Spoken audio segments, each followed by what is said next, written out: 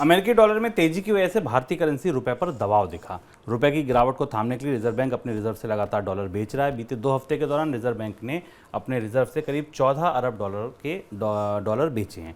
देश का विदेशी मुद्रा भंडार इस वजह से घटकर 561 अरब डॉलर तक आ गया, जो 11 हफ्ते का सबसे निचला स्तर है। रुपया भी लगातार टूट रहा है। डॉलर का भाव 83 रुपये के करीब पहुंच गया है।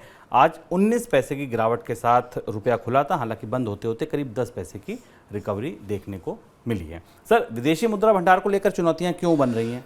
विदेशी मुद्रा भंडार को लेकर दो बड़ी चुनौतियां, और इसलिए अगर आप देखेंगे कि रिजर्व बैंक लगातार बाजार में दखल दे रहा है। आज भी जब रुपया 83 के करीब पहुंचता दिखाई दिया, डॉलर की कीमत 83 रुपए के आसपास पहुंचती दिखाई पड़ी, तो रिजर्व बैंक ने फिर इंटरवीन किया। और जो अब विदेशी मुद्रा भंडार में गिरावट आई, जो कि 561 बिलियन डॉलर के आसपास है ये प्रमुख रूप से गिरावट बाजार में रिजर्व बैंक के दखल के कारण है। आप कहेंगे रिजर्व बैंक दखल क्यों कर रहा है? संकेत बाजार का यह है कि रिजर्व बैंक किसी भी स्थिति में डॉलर को 83 रुपए से पार नहीं जाने देना चाहता है। दो इसकी वजह है। एक तो ये कि भारतीय शेयर बाजारों में विदेशी निवेशों की निरंतर बिकवाली चल रही है। पिछला एक महीना हो गया और पिछले साल भी बड़ी बिकवाली हुई थी।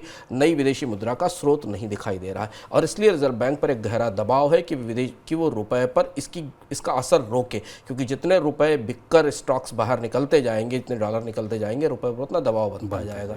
दूसरी महत्वपूर्ण बात है कि केंद्र सरकार, वाणिज्य मंत्रालय और रिजर्व बैंक इस बात पर लगभग मुतमईन है कि यह साल निर्यात के लिए अच्छा नहीं रहने वाला है। रिजर्व सरकार ने भी माना है कि इस साल निर्यातों में कोई बड़ी बढ़ोतरी नहीं होगी, यानी विदेशी मुद्रा आने का जो दूसरा प्रमुख स्रोत है निर्यात, उस पर दबाव रहने वाला है, यानी विदेशी मुद्रा की आपूर्ति इस पूरे साल कम रहेगी। और तीसरी महत्वपूर्ण बात है कि ताजे आंकड़े आए, हमने मनी सेंट्रल में आपसे चर्चा भी की थी कि भारत में विदेशी निवेश, प्रत्यक्ष विदेशी निवेश में भी गिरावट आई है, जो FDI आता है। ये तीनों चीजें बता रही हैं कि भारत में विदेशी मुद्रा की आवक में कमी आएगी, और इसलिए रिजर्व बैंक विदेशी मुद्रा रुपए में पर सेंटिमेंटल या जो मनोवैज्ञानिक दबाव है उसे रोकने के लिए बाजार में धीमे धीमे करके दखल दे रहा है। हालांकि ये स्ट्रेटजी एक किस्म की सेल्फ डिफीटिंग स्ट्रेटजी है।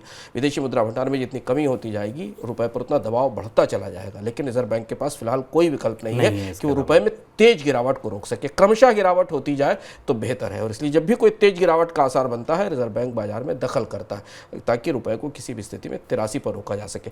अगला लेवल महत्वपूर्ण होगा कि क्या रुपया हाल फिलहाल के दबावों के कारण, अमेरिका में ब्याज दरों में बढ़ोतरी के कारण, डॉलर इंडेक्स में बढ़ोतरी के कारण 83 का स्तर तोड़ता है, क्योंकि 83 का स्तर तोड़ने के बाद ये पता चलेगा कि रुपए का अगला स्तर कहां तक जाएगा। तो ये जद्दोजहद है, बाजार रुपए को नीचे खींच रहा है, रिजर्व बैंक उसे सहारा देकर बनाए रखने की कोशिश कर रहा है।